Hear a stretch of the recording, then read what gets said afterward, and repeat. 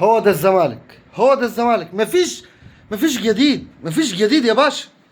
يا باشا دول بص، اي حاجة، اي اسمع اسمع، بتلبس اسود، ابتديت بالفال الطين، ابتديت بالفال المطين، اتعدلت، اتعدلت.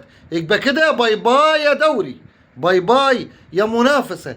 انت اصلا ما عندكش نفس، اقسم بالله ما عندك نفس، ولا عندك لعيبة، ولا عندك اي حاجة. زي واحد رايح يتقدم لوحده. عندك شقة؟ لا. عندك عربية؟ لا.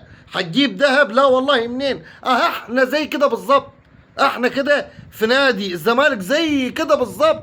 حاجة تحرق الدم، اقسم بالله العلي العظيم. فريق يحرق الدم. جوزيه بسيره مش عاجبه ناصر ماهر، مش عاجبه ناصر منسي.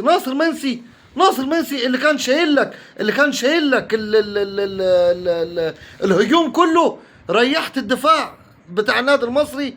يا عم ده مدرب كفتجي، اقسم بالله مدرب كفتجي.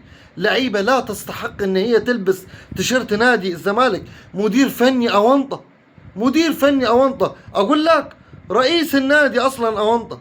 مستني إيه انت من اللعيبه؟ انت مش فاهم حاجه، انت قاعد طول الماتش مش فاهم اي حاجه.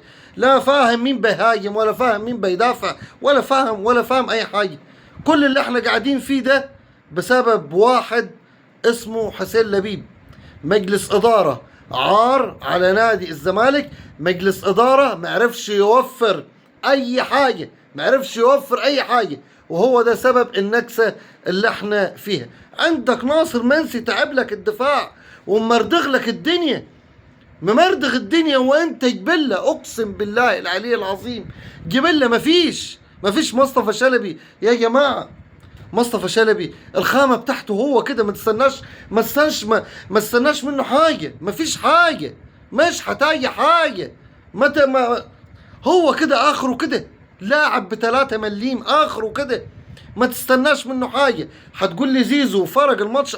فرق طبعا، فرق السماء والارض.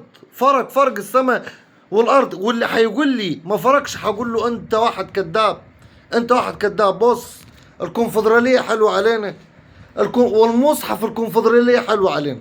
تخيل كده، وصلت لدرجه ان انا بقول الحمد لله الكونفدراليه انا راضي بيها. تخيل، والله العظيم حسبي الله ونعم الوكيل في المدير الفني ده، وحسبي الله ونعم الوكيل في دونجا. ايه دونجا ده؟ ايه دونجا ده؟ ايه انت بتعمل ايه طول الماتش؟ بتعمل ايه يا عم دونجا؟ بتعمل ايه؟ طب انت عاوز ايه؟ انت عاوز ايه؟ اتعادلنا خلاص، اتعادلنا. كله عاوز يوقع في ضربة الجزاء، وكله عاوز ضربة جزاء. منين؟ مش هيدوك. مفيش حاجة، مفيش حاجة يا حبيبي. والجون اللي حطه ناصر منسي واخدها بيده خلاص.